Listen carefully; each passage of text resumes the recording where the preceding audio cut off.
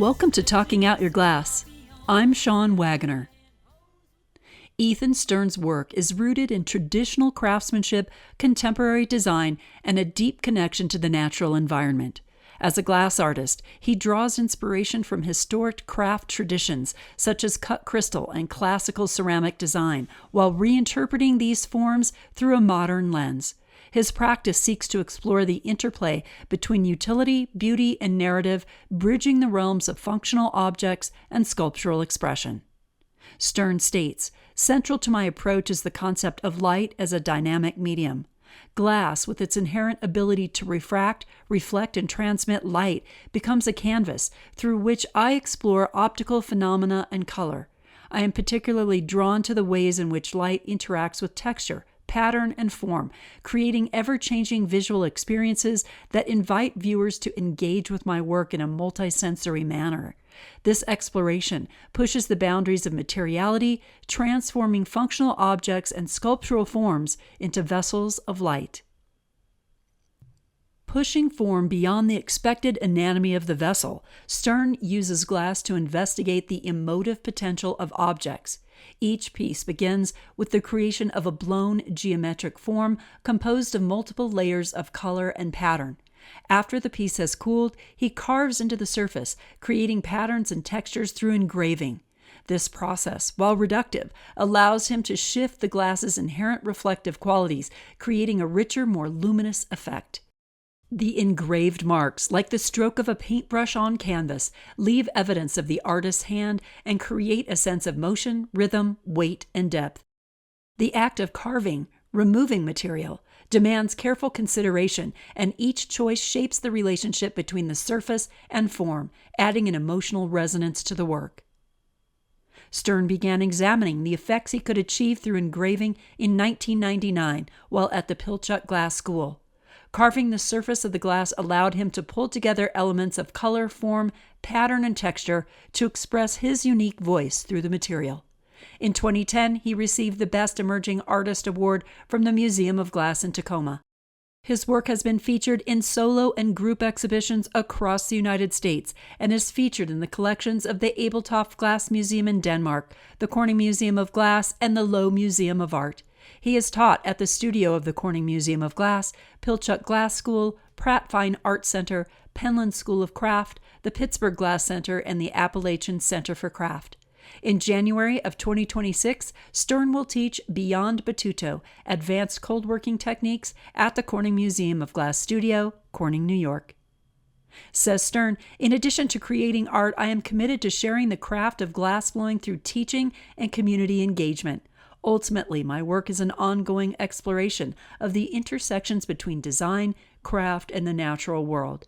It is a dialogue between tradition and innovation, utility and beauty, light and form. By creating pieces that resonate both functionally and emotionally, I hope to inspire reflection, curiosity, and connection to the larger world around us." Born in Ithaca, New York, Stern resides in the Frogtown neighborhood of Los Angeles, California, where he runs a glass studio alongside his wife and creative partner, Amanda McDonald Stern. Their studio specializes in sculpture, design, education, and glass fabrication, fostering a sense of community around glass.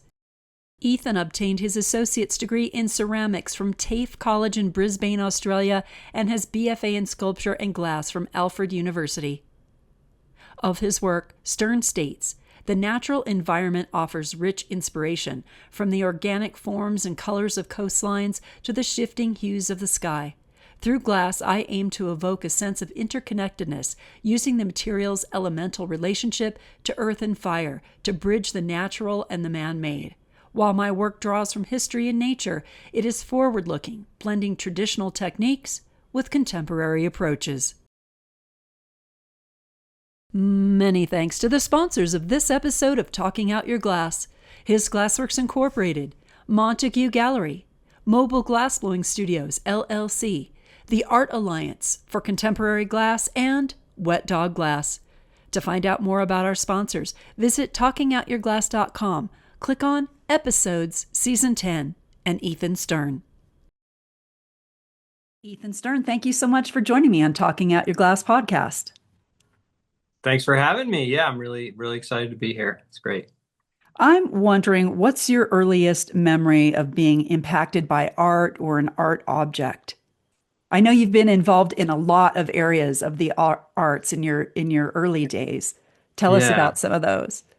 Yeah, well, I would say really early on, my, the first people to kind of influence you about with anything when you're really young is your parents, and my mother was a creative person, and she always wanted to be an artist and was kind of discouraged by her parents, as many people were, and she really always pursued a lot of creative endeavors. And when I was really young, she owned and ran a like a used children's clothing store in the hometown I grew up in Ithaca, New York, and it was called Rainbow's End. And I used to go there after school every day and just hang out and wait for her to close or whatever. But the inside of the store was painted with, like, these huge rainbows on the wall and all these kind of animals, and it was very like happy, fun imagery, really graphic imagery all over the place, and these murals and stuff. And I just remember staring at those things day after day, and that kind of drove me to want to draw and to doodle and do that thing. And so I did that a lot as a young kid, and so much so that I thought I wanted to be a cartoonist. I thought, I was reading, Garfield and Gary Larson and all those, like, cartoons and stuff, and thought that that was a feasible path to go down. So when I was really young and people would ask me, what do you want to be when you grow up, I was like, I want to be a cartoonist. And yeah, so I mean, really early on, I was always interested in art. So yeah. You obtained your associate's degree in ceramics from TAFE College in Brisbane, Australia. How did you get to Australia from Ithaca, New York, where you grew up? Yeah, well, so my father was a professor at Cornell, and he taught industrial labor relations. And anyway, he would get a sabbatical every 7 years or so, as a typical, like, tenured professor does. And so we would move somewhere. Basically, every 7 years, we'd move somewhere for a year, and he would do research and whatever he was doing, so let's see, when I graduated from high school, my family, my father and mother, moved to Australia for a sabbatical. And so I decided to go with them. I had actually gotten into Alfred University, and decided, because I wanted to pursue ceramics, which I had started in high school, and I decided to defer my admission to Alfred for the year and go with my family to Australia. So, which was incredible. And I lived with my parents for a while, but I turned 18 while I was there, and they went from Brisbane to Melbourne halfway through, and so I decided to get my own apartment. And so it was kind of my first, like, taste of independence. And I ended up starting to really quickly after we got there go to this college. It was kind of like a vocational college, and studied ceramics. So I did all kinds of ceramics, hand building, wheel throwing, material science, and that kinds of things, like anything they could offer, basically.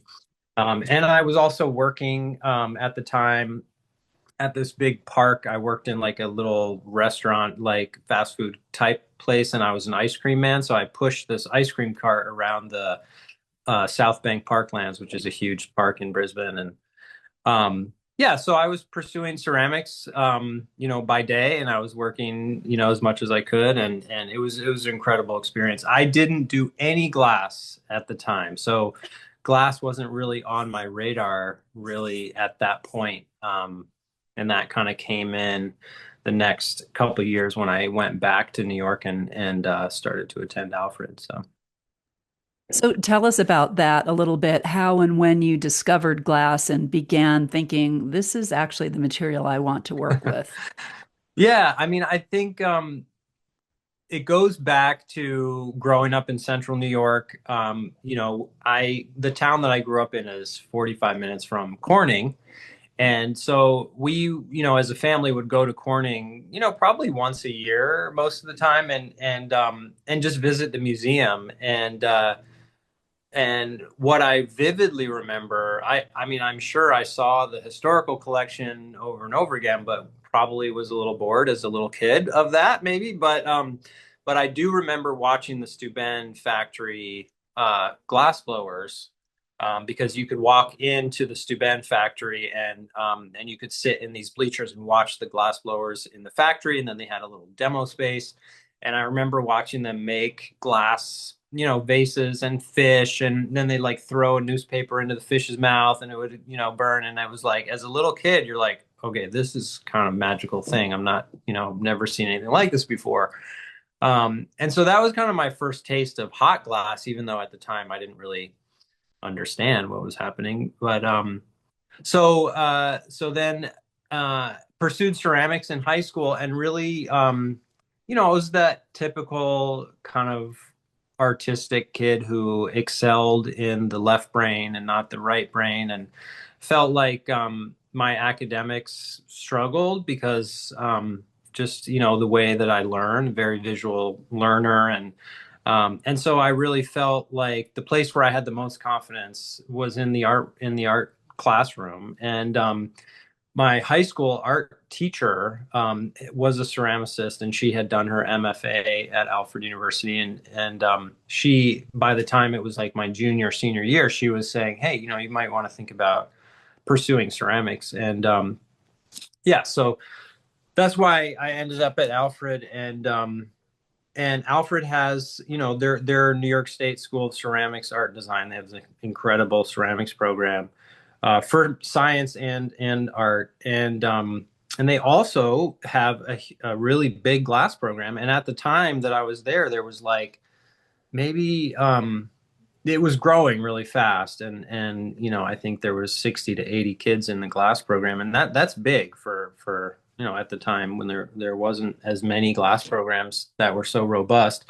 But anyway, so I would just kind of like I'd be pursuing ceramics, and I'd go into the glass studio and just watch the seniors and the MFA students in there making glass and just being completely mystified. So I think, for the purpose of this discussion, I was thinking about what were those aspects that really drew me to the glass studio. And I think pursuing ceramics and especially functional pottery, which is really what I really wanted to do.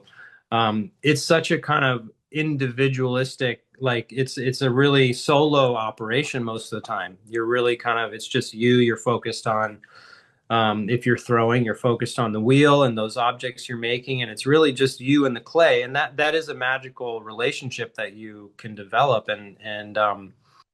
But I think I was yearning for that community that I was seeing in the glass studios. There was an intensity there. The music was loud. There was, I loved fire, which drew me to the kiln and firing ceramics. And I really was attracted to atmospheric firing, which means kilns that are fired by gas. And so the glass studio had all those things, except the doors to all the furnaces were open all the time. There's like flames shooting out. So it was kind of, that was attractive. And then in terms of like the finished product, the finished work, the things that people were making, the range of color and those super unique aspects of glass, like its ability to transmit light and reflect and refract, and that sense of kind of the crystal and the fragility of it. All of those aspects are so unique to the material that um, the things that I was attracted to in ceramics, they were just kind of amplified in the glass studio, and so that really drew me in there, and I started to try to learn about making glass. And at Alfred, I had, you kind of have to decide, I guess, in any school experience, you have to make a decision about what you want to focus on, and what path your work is going to take. And at a certain point, I had to kind of decide whether to focus on glass or focus on ceramics. And actually, at the time, I was also pursuing metal fabrication. So I was doing a lot of like large scale steel, fabricated steel sculpture, and metal casting. And so I ended up, by the time I got to senior year, I ended up, my exhibition was really focused on blown glass and fabricated steel sculpture. And I had kind of started to slide away from ceramics and into the glass studio. We'll return to Ethan Stern in just a moment.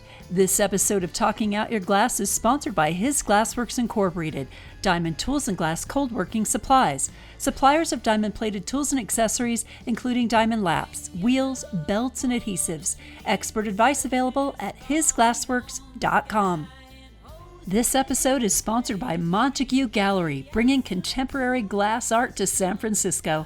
The gallery represents established, mid-career, and emerging artists who create exceptional work using the material in numerous and innovative ways. With 3,000 square feet of beautiful light-filled exhibition space in the heart of downtown San Francisco near Union Square, Montague Gallery is a wonderful place to experience and learn about contemporary glass. For more information, visit montaguegallery.com. This episode is sponsored by Mobile Glassblowing Studios, LLC, the leading manufacturer of small-scale portable glass-blowing equipment. Their innovative lines of Dragon and Phoenix furnaces, CAT-60 annealing tubes, and related accessories are perfect for any studio from beginner to total professional. Find them on Instagram and Facebook and at mobileglassblowingstudios.com. And now, back to Ethan Stern. So what was your trajectory after Alfred? Did you open a studio right away, or what happened? Well, I was gonna say this is kind of a funny anecdote, and I don't know if I should share it, but when I was at Alfred towards the end, one of my professors was Stephen D. Edwards, who's a really incredible artist in his own right, and he actually lives out here in Southern California now, and he was a really big mentor for me, along with Fred Sheeta. Um, and at a certain point when I was struggling, what am I going to do? I love ceramics so much. That's why I came here. But I love glass blowing and I want to pursue that. And he said, he's like, why would you keep doing clays? Everything's just like brown and round, or something like that. And it really was like, I guess he was kind of right at the time. I was like, everything is kind of a different shade of brown. And don't get me wrong, I love ceramics. I teach ceramics. I still do it at this community center I work at here in LA. But it's about the subtlety of surface and there's so much there and it's magical. But yeah, at the time I was like, you know what? I love all this color. I love the excitement of the glass studio, so I'm going to pursue that. So after I graduated, well, I'll just put some context on that too. My father actually, who had juvenile diabetes, he passed away a couple weeks before I graduated from Alfred.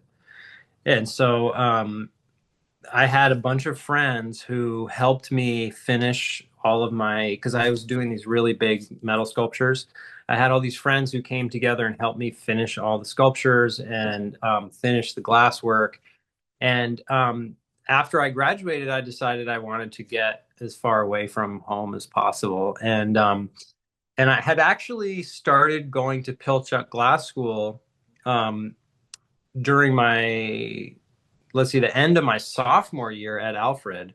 At the time, Pilchuck would call around to the different schools and talk to the teachers and say, hey, do you have anybody who you think might be good for like seasonal staff and, that we can trust or whatever. And so Fred Cheetah was like, hey, you guys anybody want to go to Pilchuck and like work on staff or whatever? And I ended up doing that after my sophomore year. I went and worked as my first job at Pilchuck in 1999 was as the driver. So I went up there in the summer and I worked for as long as I could. I was probably just maybe like 3 sessions or something that first summer. But yeah, I was driving the van and so long story short, I ended up going back to Pilchuck every summer until probably 2010. And I worked as a summer staff there. I've taught there a number of times. And just that we can talk about that a little bit later, but I've been really involved with the school since then. Yeah, so after I graduated, I decided, because I had been spending the summers up in Seattle, I decided that I wanted to go out to the Northwest and try to pursue a career in glass. And I had this group of friends that I had graduated with. There was maybe five of us. um, Everybody was really focused on pursuing glass, and wanted to do it after school, and really worked hard at it. And there's still three or four of us who are still professional, glass makers. And that's a pretty unique thing to have that peer group of people who are still doing it now. And I think that really helped keep us all motivated and trying to get better and just continue to learn about the process and evolve our work. So I went out to Seattle right after I graduated, and my first job was in Chimacum, Washington, which is out on the Olympic Peninsula. And I worked for Kelly McLean and Henner Schroeder, and they are, well, I think Kelly since passed, but they were both hot casting artists. And so Henner had a studio out there in Chimacum, and there was kind of a pipeline of Alfred people who would go out there and help them in the summer. And so we lived in a trailer, me and my friend Aaron Lovett, he lives in Bow, Washington. He's an artist there. And we lived in these trailers in the woods. And then we'd go into the studio in the morning. We'd mix, hundreds and hundreds and hundreds of pounds of sand in the morning. And then we'd spend all day ladle casting into these molds. And it was super tiring and really hard work, but it was actually really incredible. And that was kind of my first job, in glass. And after the summer ended, um, uh, and a matter of fact, what's today's date? September It's 11th. yeah, or was that yesterday? Was that yesterday? No, that's today. It's today. Okay. I don't know if we're supposed to name the date on air, but anyway. That's fine. So, well, yeah. So the correlation here is that I was actually in Chimacum on September 11th, 2001, and woke up in this trailer in the woods to my clock radio, and so we spent the day in the studio with this teeny little black and white TV that was like this big, and we just kind of were witnessing everything there, and we continued to cast the glass, and that's like all we could do. And we were out in the middle of nowhere, and feeling really helpless. But anyway, so that, wow. And it's kind of interesting Yeah. to come back to that. Yeah. Much like many people probably feel today. It's Yeah, interesting, the yeah, timing on things. yeah. Well, you began examining the effects you could achieve through engraving in 1999 while you were at Pilchuck. Talk about that discovery and its evolution. Yeah, so as a summer staff person, one of the incredible benefits of that experience is just being around all of these amazing artists who are up at the school to teach or to learn. And so I was witnessing just this huge diversity of artistic practices in glass. I think because I had been so interested in ceramics for so long, and that still continues to inform my glass work in a huge way, is that seeing these people cold working, grinding glass, cutting and polishing, creating pattern in the surface, and carving, to me was kind of as close as I could get back to that ceramic process within the glass studio. And so that's kind of what drove me to pursue it, is that kind of the ability to make your mark in the material. And that was something about ceramics that I really loved. Like, there's so much about the fingerprint that is important in clay. And in glass, it's really it has to be super intentional if you want to see that in the material, because it's relatively untouchable. You're working with this molten glass you cannot touch, and the environment in the hot glass studio is fast paced, and you have to make decisions really quickly. And ceramics, when you're working on clay, you throw a plastic bag on it, and you can leave it there for a year and and come back to it. So I think cold working was like, oh wait, I can make some things out of glass, and then I can take some time to think and really focus on how I want to impact this material and how that can be unique to me. And so that's where cold working really came in. And at Pilchuck, I was, when you're not on duty, you're still at Pilchuck. And so, I would just keep finding myself up there in the cold shop and just playing around with grinding and polishing and experiencing some of the teachers who were there at the time. So that's kind of how the cold working thing really started. Your glasswork is created with a combination of both blowing and sculpting of the bubble in the hot shop and carving the glass, as we just talked about, with diamond and stone wheels in the cold shop once it's annealed. Those two processes demand a completely different approach and create a very different type of creative space. Talk about that dichotomy a little bit. Yeah, I mean, my work is definitely kind of divided into these two worlds, and really what I realized after a number of years of making my work was that they're very different parts of the process. The hot glass aspect really was there as a canvas to for the cold working, really was there to create material that I could carve on and to cold work. And I love glass blowing also. I love making functional objects, and I'm not a very good goblet maker, but I love making functional objects and things like that. I never really got wrapped up in pursuing that really uh, perfect Italian form and working in that way. I was always kind of interested in, okay, well, this is my idea.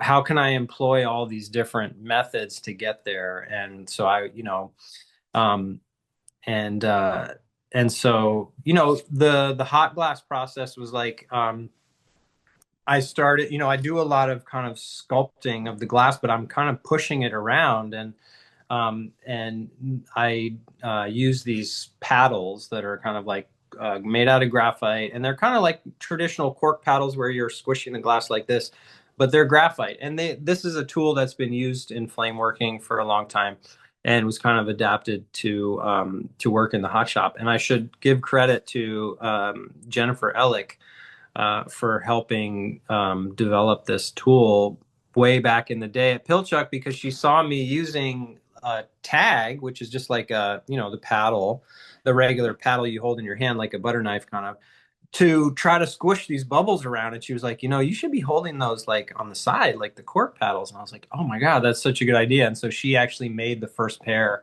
of these graphite paddles. And since then, I've just kind of continued to make them. But yeah, so I squish the bubble, and it's that process of sculpting glass.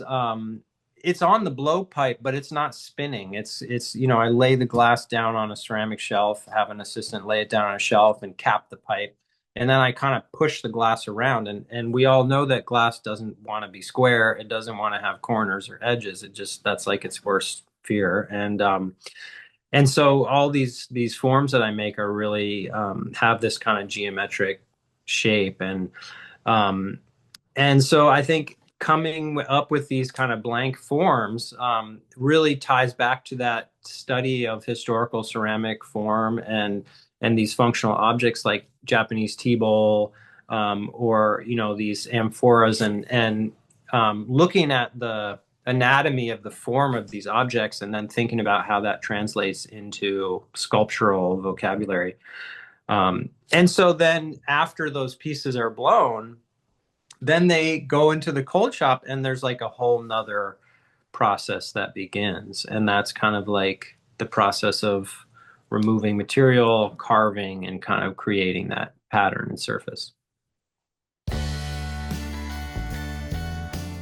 We'll return to Ethan Stern in just a moment. This episode of Talking Out Your Glass is sponsored by the Art Alliance for Contemporary Glass. Join AACG for Collector's Edge, a virtual programming series for new and seasoned collectors. The premiere will be on Friday, November 7th at AACG's Fired Up virtual program from 1 to 2 p.m. Eastern Time, which is free and open to the public with registration. Through thoughtful conversations and panel discussions, this program decodes the world of contemporary glass collecting. Learn how to navigate the art market, build meaningful relationships, and grow your collection with purpose and joy. Visit the AACG website at aacgglass.org for more information and the registration link. This episode of Talking Out Your Glass is sponsored by Wet Dog Glass. In business since 1996, Wet Dog Glass delivers unsurpassed value to glass studios like the Corning Museum of Glass and others around the globe. Offerings include turnkey hot glass studio equipment, studio planning consultation, and technical support. Wet Dog Glass, your studio's best friend. For more information, visit wdg-us.com. And now, back to Ethan Stern. So why is evidence of the hand important to you? Is it just an homage to ceramics, or is there something else? Well, I mean, a big part of it is loving that, being so drawn to that aspect of working with clay that you can push your hand into this wet material, fire it, and it's frozen there. So that is a huge aspect of it. But I think the other part of it is like, for me as an artist and getting a little bit, older and just thinking about like, why am I doing this? And what is it about all this that makes me want to continue to pursue it above all else and sacrifice so many other things in order to continue to pursue this, this goal of making my artwork.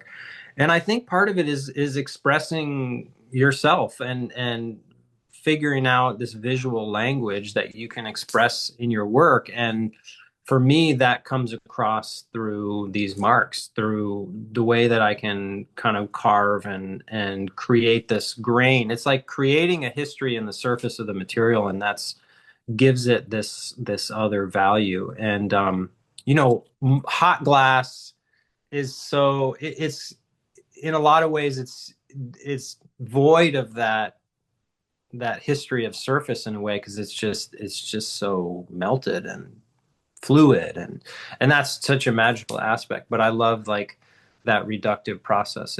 You have to think about it because you're removing material, you're not adding material back. So I like that aspect. What inspires your designs, and do you draw those out or do you work spontaneously? I mean, it's a little bit of both. I think I do a lot of planning, and obviously cold working demands some forethought most of the time. But at the same time, that, spontaneous action is like the purest kind of joy in some ways. Like, making those decisions on the fly based on reaction, to the material or whatever's going on. I mean, that's just for an artist. I can't speak for all artists, but for me, let's say that action of kind of like making decisions like that. Gosh, and when I think about it, like I am so bad at making decisions in my real life. So, like doing it really quickly, in the cold shop or in the hot shop is just like, oh, wow, that actually feels really good. Maybe I should try to do that in the rest of my life. But but yeah, I mean, I think inspiration in my work, it comes from a lot of different places. I've always been really interested in architecture. I've always been really interested in the places that we occupy and how they relate to like the natural environment, because we are kind of creatures on this planet, and we've built so much around us. But but I'm always have always been really inspired by, our natural environment. And when I was in Australia, I saw a lot of the artwork of the native people of Australia, and was super inspired by the paintings and the textile and ceramics that the Aboriginal people make.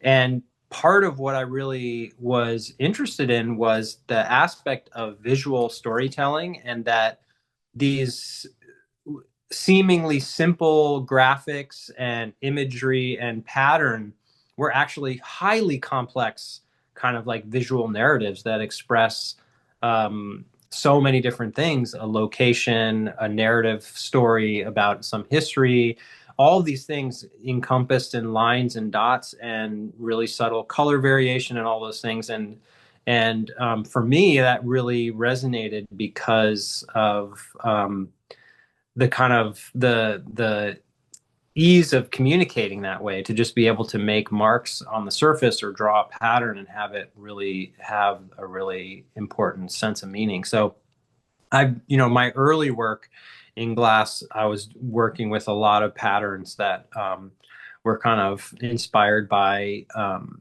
textile design and some of those Aboriginal works, and just trying to figure out what my own narrative was. And I think over time, things simplified, and then I came up with some bodies of work that sort of just started to sort of like exemplify. Um, I felt more like were unique, and that I really started to pursue. So yeah, it's So, why do you think many artists have a disdain for cold working? yeah. What's that about? I love that question. Well, I will say I am a teacher, like I love teaching. I love teaching cold working. I love, just kind of helping people through the creative process. And I don't know, I think glass blowers, part of the glass blowing process is like instant gratification. You gather that glass out of the furnace, it's already beautiful. You actually don't have to do anything. And like, to reference Mr. Chihuly, like, early on, him and a lot of other people were just dripping glass all over the place, and that was their artwork. And it was actually, looking back now, highly relevant to what's kind of happening now in a lot of the work that we're seeing.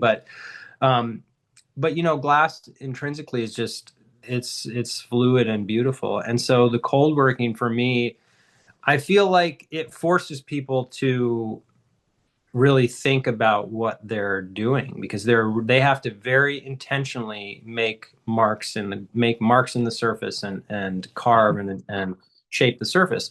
Now, why do people hate cold working? It takes a really long time. It's not fast. It's boring because you're doing a lot of like repetitive kind of action. And polishing glass is really, really hard. Glass is one of the densest, hardest materials in the world, and here you are trying to remove scratches and polish the surface. I mean, it is hard work, and I think that um, turns people away. I will also say this: a lot of glass programs in universities and colleges around the United States have absolutely dismal, if not dangerous, cold shops. Okay, so all you out there who are listening to this, if this is offensive to you, please call me and let me help you. But anyway, I think that it's getting better. But I think that a lot of students come through programs with ill-equipped cold shop studios, and it is incredibly hard to polish something. And so I think that's part of it. So what I try to teach when I teach cold working is like, look, cold working in a lot of ways can be about the tools that you have. And finding those right resources can help you speed the process up.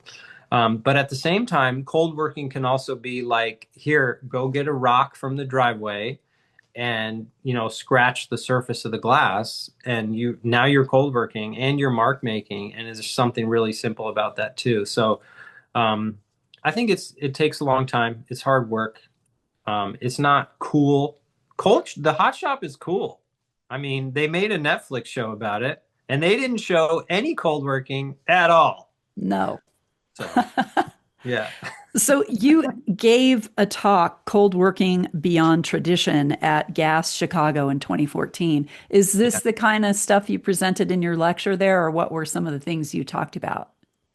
Yeah, I mean, I did. I talked about carving and kind of affecting the material. I talked about equipment, and one of the things I tried to illustrate is like there's kind of two aspects of cold working. One is like finishing. So like if you make something, you need to make the bottom flat. If it's not flat in the hot shop, you need to remove the sharp edges and make this thing safe to handle. So there's this functional aspect of finishing that cold working, creates. And then there's this other aspect where this process can be used for art making, for pattern making, for sculpting and carving and fitting pieces together and all these other aspects. So um, I wanted to kind of, especially with this lecture and in my classes now, is kind of say, okay, here's the foundation. And now I want everyone to understand how to finish something, but now we're going to completely like remove all of that, the kind of the bias of finishing and creating a perfectly polished lens, and we're going to think about texture and what does it mean to actually grind the glass? You're scratching the surface, and what does this rough grit look like? Is that actually something that's beautiful to have that really rough surface? And maybe these scratches are actually telling us way more than this highly polished surface is, and the way that it absorbs light and can cause a surface to look a certain way. I mean, that those are the aspects that I'm trying to pursue, doing that while understanding what it looks like to create a perfectly symmetrical Batuto pattern. So like let's understand that, but then let's also know that let's find our own place within that, and that I see that in reticello. I see that in back in the day, it was like the dragon stem goblet was like the thing. And so it's like we want to pursue all these what we perceive to be highly technical kind of like benchmarks that we need to meet. But really, I think the interesting part is what happens before and after that. And so that's kind of what that beyond tradition thing means. Well, let's talk about some of your work. I wanted to ask you about your Coastline series. I think you once said that that was the tipping point for finding your voice in glass. Talk a little bit about that series and how it is the tipping point or was the tipping point for you. Yeah, so the Coastline series is a series of work that is inspired by geography, topographical maps, and that idea of kind of um, looking as far as you can and then seeing kind of environment and coastline that creates this incredible contrast and form and so I also started kind of carving the glass in a certain way that was revealing these really what I perceive to be really kind of beautiful, deep, kind of dramatic coastline patterns, um, and so I started to kind of to pursue that, and the contrast came from working with opaque glass and transparent glass together in the form, and I mean, one of the things that I think shouldn't be denied is that business aspect, and that this Coastline series was one of the first series that I really felt like was successful in the marketplace and in the gallery, and so you can't deny that in some ways that feels good, and you want to pursue that. What year did you start making those? Um, well, let's see. My first show at the Traver Gallery was in 2006, and I think the Coastline series I think maybe was 2010, 2009, something like that. I had in 2008, I did a lot of traveling and visiting artists, things at universities and a few other places, and had really been like creating a lot of work at the same time, and so I think it was around then, 2009, 2011, that I started working on this coastline series really specifically. And yeah, I mean, so that's kind of when it happened, and the series of work that I have made, they all kind of relate to each other in that, wherever I started, there's this direct evolution in these series into, what I'm doing now. I don't know if it's only in my mind, but I mean, I can draw a really direct correlation into the form and pattern that are in these different series.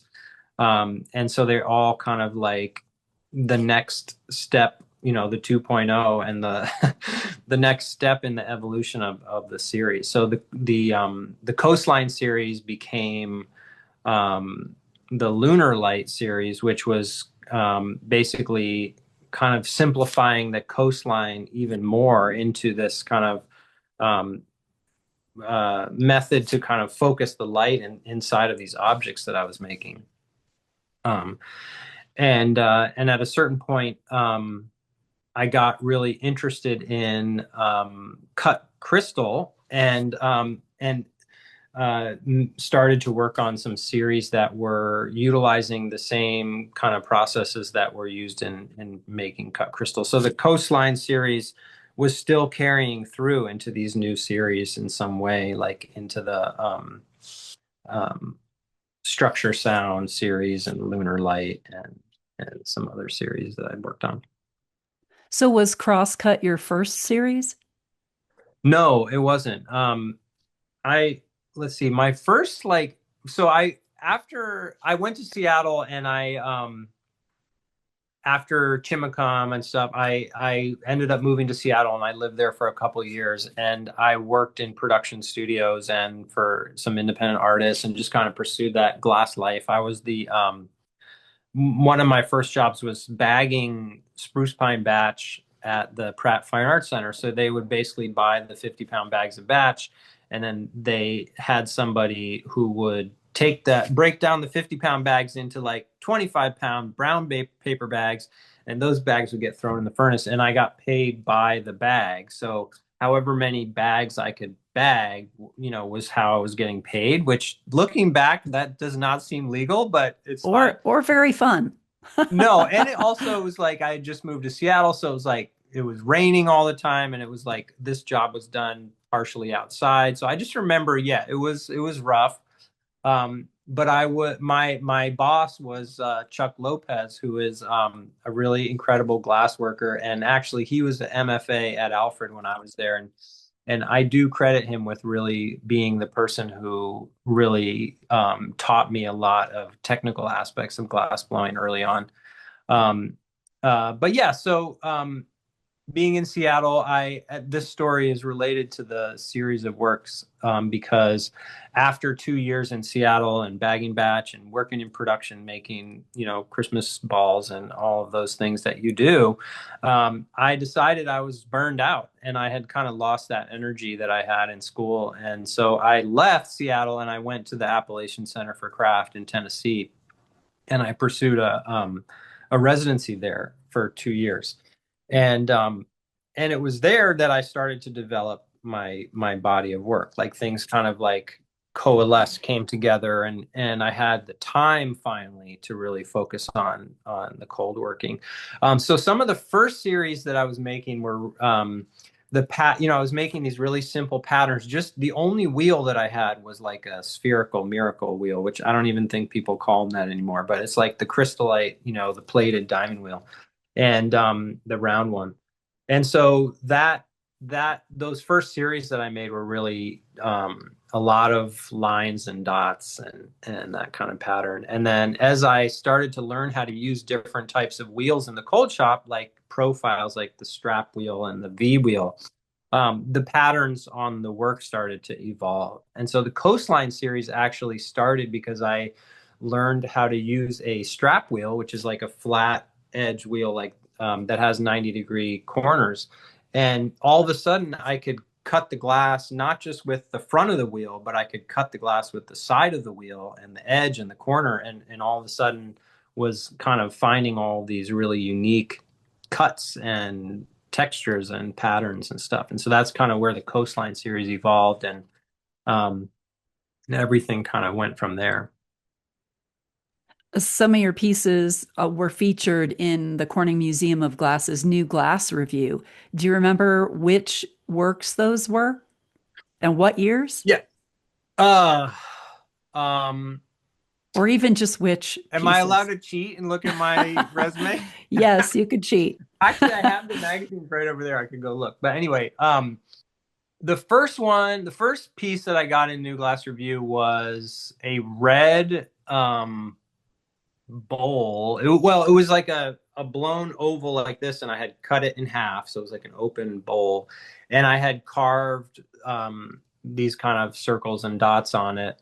And then the lip was kind of wavy. And I really did look at a lot of Italian glass, but it wasn't Venetian traditional. It was more like mid-century Carlo Scarpa and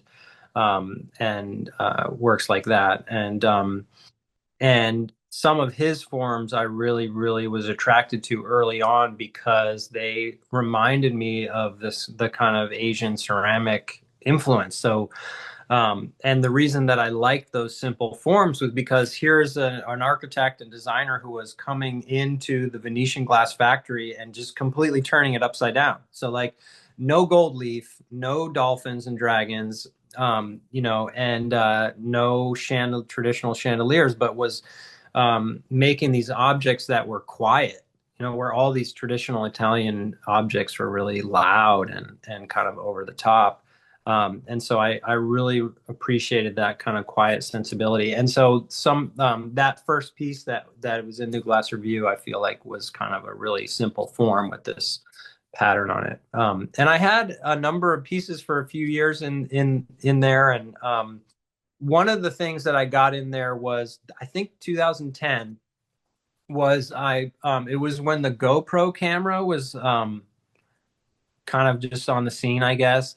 I wore a GoPro camera on my head, and while I was making a piece in the hot shop, and so you were looking down as I'm like squishing the piece, and they put like a still of that in New Glass because I think it interested somebody because it was a new perspective, a new way to kind of see what was happening in real time. And at the time, I was working in Seattle at BMI, which is Ben Moore Incorporated studio, Benjamin Moore studio, and and that's a whole nother discussion about Benjamin Moore. But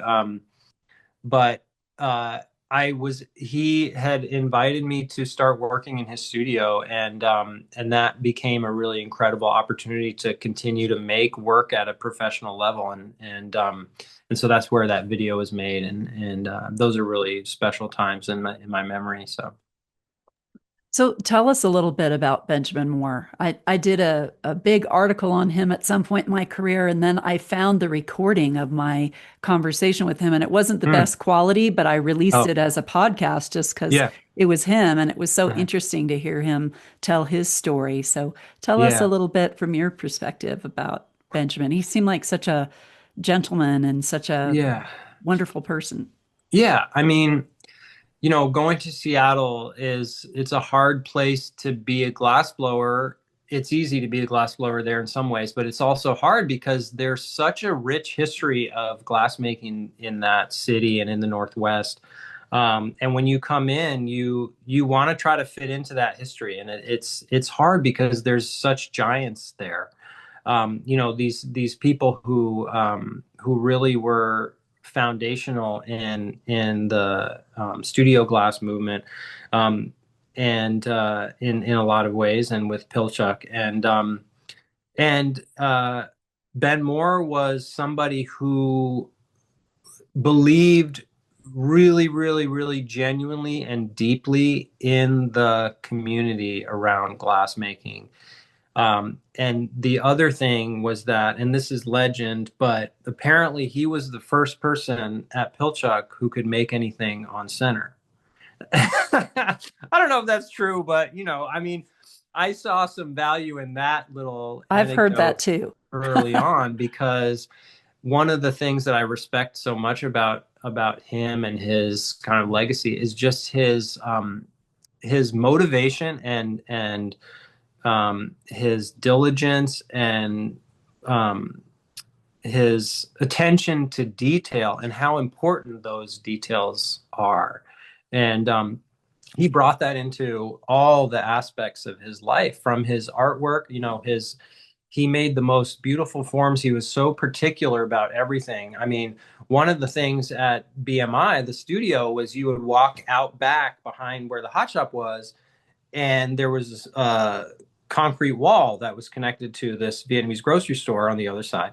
And anytime there was a piece that they made that had a bubble in it, or it was considered a second, or the color wasn't right, or any little aspect, they would take it out and throw it against the wall and smash it. And there was, this kind of like field of broken glass that was the backyard of the studio, and it had to have been at least a foot thick. Every 5 years or so they'd go through and like dig it out and throw it away, and then it would just like fill up again. And it's this archive, but to the point that he set a really high standard, and I think that that's really important to do. He brought that into his art making, but he also brought it to places like Pilchuck, because he was, one of the really early students there, and he worked there so much, and he became the artistic director for a while. And he always really, well, let's see. So in 2006, he invited myself and April Sergent to join the board of Pilchuck. And his reasoning at the time was that it was so important for him to try to find the next generation of artists that was going to hold the school in that kind of uh, be responsible for the school in a way that made sure they maintained the mission that that Dale had started, which was artists teaching artists and creating a space where artists could go and be free to create in glass. And so he always would hold the school administration and the board in check and say, okay, that's a great idea, but let's go back and make sure this fits with our mission. And so I feel really fortunate to be able to have stepped into a role of responsibility at Pilchuck really early on, and Benny was really the one who opened that door. And yeah, just an incredible mentor and inspiring guy, and just a really gentle, beautiful person. So yeah, we miss him greatly. Yeah, I'm sure anybody who wants to listen to that podcast conversation with Ben Moore, it's on the Talking Out Your Glass website. I don't remember what season, but you can just search his name on there. But Awesome. back to your work, Ethan, I Yeah. wanted to ask you a little bit. You've done some amazing commissioned work. Tell us about some of those projects. Yeah. Yeah, commissions are really, really pretty fun. I mean, I enjoy working directly with clients if I can to make objects and installations that, fit in their space. That's really kind of a fun thing to do. And I've done a number of them in people's homes, but I also did some early on that were in ended up going onto some cruise ships.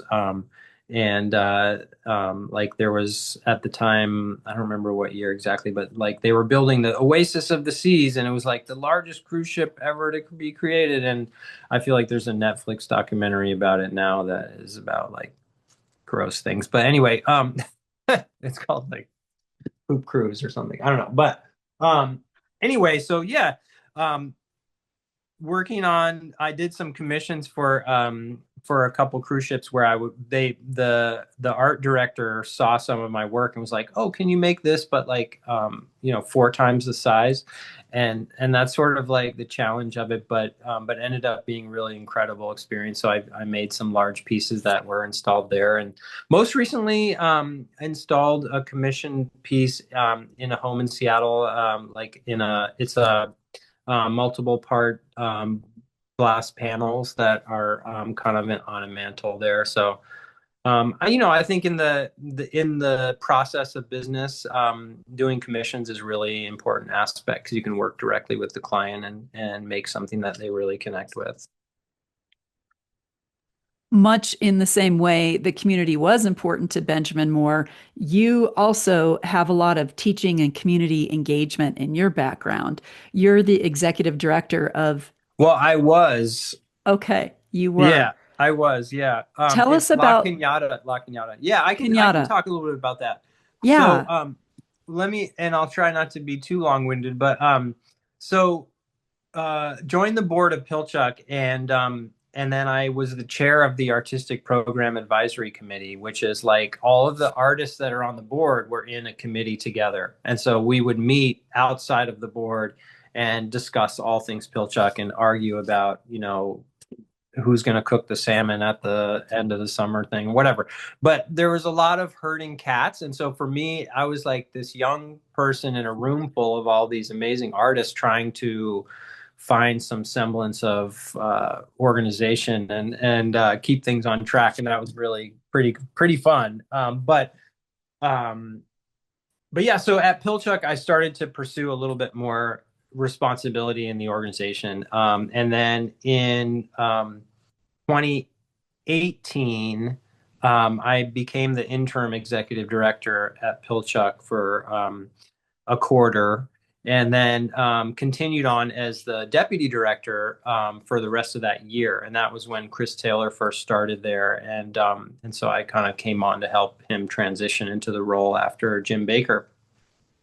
And so I really started to learn a lot about nonprofit arts organizations and administration and really kind of enjoy that. I enjoy that the sense of community that being in that leadership role can help foster. And so I moved to LA in with my wife and shortly after got a job working at a nonprofit community center out here called Community Center of La Cañada, Flint Ridge, and they have a ceramics program there, and it's the ceramics program has been in operation since the late 60s. Community center is 75 years old. It's a really incredible place. And so I kind of pulled on my ceramics experience and started working there. Um, and I worked there. I was the executive director at the community center from the beginning of 2020 until 2022. So I took the organization through the pandemic as the director, and it was a huge challenge, but we made it through. And then in 2022, I left and went back to my studio practice full time. I've since gone back and I work there now again, but in a different capacity, which we can talk about. Okay. Well, as you mentioned, you currently reside in Los Angeles. You're in the Frogtown neighborhood. Yeah, so we moved to Amanda and I. We uh, we moved to Los Angeles in the beginning of 2019, and we started a studio here pretty quickly together, and then in the last couple of years we started a company together, and yeah, E plus A Inc. is like our company name, but our studio is called Studio Melt. And we both pursue our own artworks here in the studio, glasswork, and then we also we have a little double baby dragon furnace that we fire up here, and Frogtown, the neighborhood that we live in now, it's in East Los Angeles, near Dodger Stadium, if anybody's familiar, and it's a really cool little a spot right on the LA River, which when I say that, people think of like Terminator and they're like, LA River, isn't that just like a concrete basin? Yes, but Frogtown, the part of Frogtown has gone through a lot. The river has gone through a lot of restoration to bring back some of the natural environment that was here before the Army Corps of Engineers built the concrete water basin. And so there's a lot of birds and plants and trees in the river. And Frogs, it's actually, a lot of well, frogs. Yeah, so the reason it's called Frogtown is because apparently this used to be our agricultural land, and it was all farmers here. And then the farmers would grow their crops, and then they would take it by like horse and trailer downtown, which is pretty close, and they would sell it there. But anyway, in the 50s, maybe there was some crazy hatching event in the river where these frogs, there's like all these frogs hatched, like thousands and thousands and thousands of frogs, and they all came out of the river and they just like walked all into the neighborhood, which was starting to develop then, and just covered everything in frogs. And that's kind of where Frogtown came from. But since then, there's an invasive toad species that has come up in the river and has decimated the native toad or the native frog population. So there actually isn't any frogs anymore. It's all toads. But Toad Town, it doesn't sound quite as good as Frogtown. So, but it's a creative community. There's a lot of artists here. It's also a community that's full of really amazing multi-generational Latino families who have been here for a long time, and it's a really incredible place. And we moved here because we always find these kind of shoulder neighborhoods that are part industrial, part residential, and that allows us to live and work kind of in the same area. And my cold shop it can be loud, and I don't know if you ever heard the stone wheels grinding, but they make a Yes. really high pitch squeal. Yeah. So yeah, so that's kind of why we're here, and it's a great little community. So, do you and Amanda work collaboratively, or you have totally separate practices under Yeah, one? both. I mean, we have separate practices. We make our own work, and we help each other make our work. We blow glass together a lot, and we have done some collaborative projects, but mostly we just kind of support each other's practice together. And Studio Melt came about because we started participating in these local kind of art walks and community events here in Frogtown.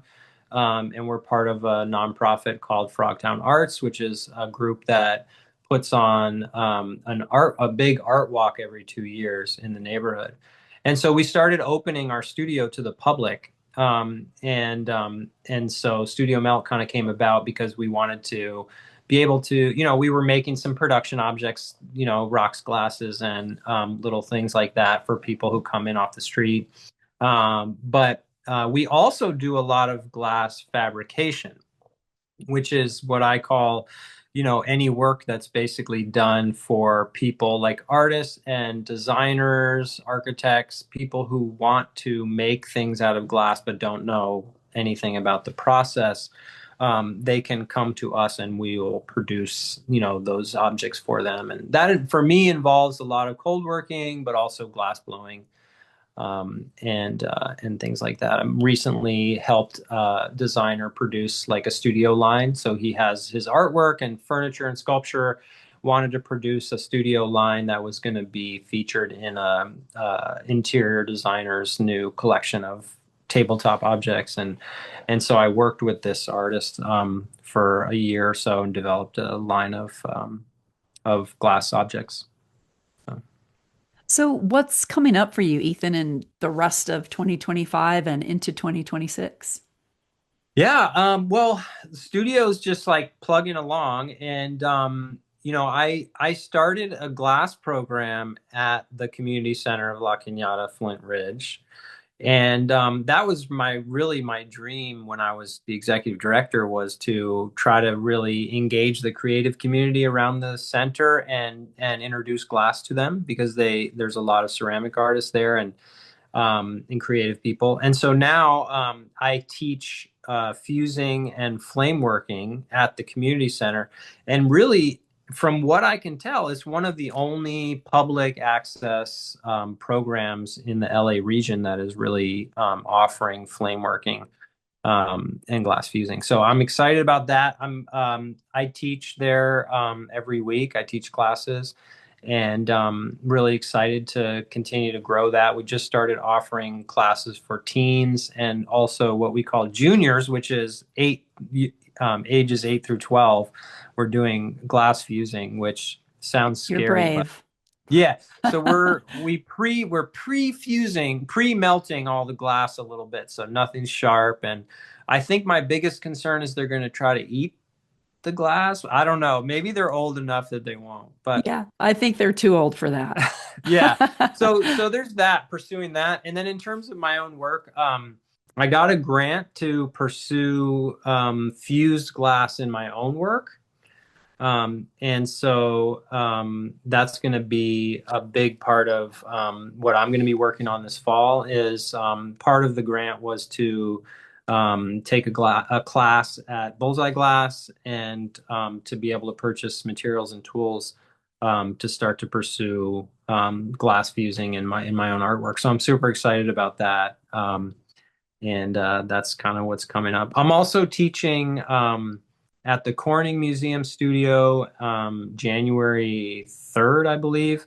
And it's Beyond Batuto, and it's an advanced cold working class. And this will be the third third time I've taught it. It's an incredible class, and super excited about that. I love going to Corning and being part of the community there. So That's all very exciting. I wanted to ask you a little bit more about how you will incorporate the fusing in your work, or do you yeah. not know yet? Are you just kind of starting the explorations on that? Well, it's come about because I've been making some works that involve blown panels for a long time, and one of the recent installations that I did was called Future Font, and it's 20 pieces of blown panel that I carved and then installed in kind of a on the wall. And the blown panels are made much like traditional window glass, where I blow like a cylinder shape, cut it lengthwise, and slump it open into a flat sheet. So really, the way that a lot of traditional stained glass material is made, but also the way they used to make window glass. And and so I was doing it that way because I wanted to have these specific layers in the glass. So I would roll up cane and have that on the inside, and then have like white and black on top of it, and then be able to carve through it. And during that process, I've thought the whole time, man, I should be fusing this, because blowing process is so involved. And I feel like the fusing process would open up a lot of avenues for color and pattern, and things that I couldn't achieve in the hot shop, but would be a whole different vocabulary. So really, this is an extension of the Future Font um, series. And so I'm going to be fusing some relatively thick panels. So maybe like quarter-inch or so thick panels, and then carving through the surface to reveal some color and different patterns. And they'll be installed on the wall. Um, and I've been teaching glass fusing, and just like, I will be honest, like I went into it not really knowing what I'm doing, but just learning along the way, and there's so many resources out there that I really, was able to utilize. And so yeah, so that's kind of what I'm going to be pursuing. I'm really excited about doing the kiln work. It's really been pretty fun. So Are there other ways you see your work evolving? Are there any other unattained goals you have for the studio or your work? yeah, I mean, to be honest, the evolution of my blown and carved work has slowed down a little bit in the last few years, and part of that is making an adjustment to moving to a new city and kind of reestablishing a studio in LA after being in Seattle for 18 years. Maybe you're just And getting too good at it. I don't know. I don't know about that, but so yeah, I think I'm really excited to try to devote a little more time to my own work, just because I have been really focused on a lot of other things lately, as artists have to do to survive. But yeah, I want to continue to pursue carving and cold working, and I'm excited to see what comes next. I think this fusing is one aspect, but also just trying to utilize all of the tools and equipment that I have, and have fun with it. So Great. Is there anything else you want to include or talk about on the podcast, Ethan? Well, I mean, I don't know. I guess I'm really excited about the LA community, the glass community here. It's growing and there's a lot of energy and excitement that's happening here. And, it's moving to a new city and kind of regaining a network has been a challenge, but I'm super excited about what's happening here and excited to kind of to be part of it. So yeah, I think that's about it. If anyone's in LA and they want to come visit Studio Melt, send me a message and we'll make it happen.